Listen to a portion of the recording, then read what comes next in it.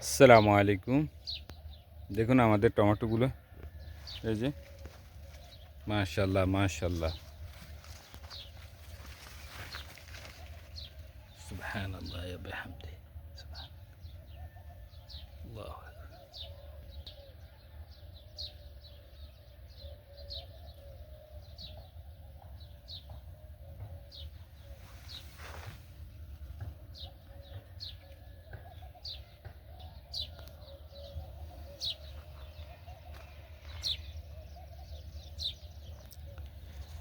এই যে আমরা আরেকটা গ্রিন হাউসে এসেছি।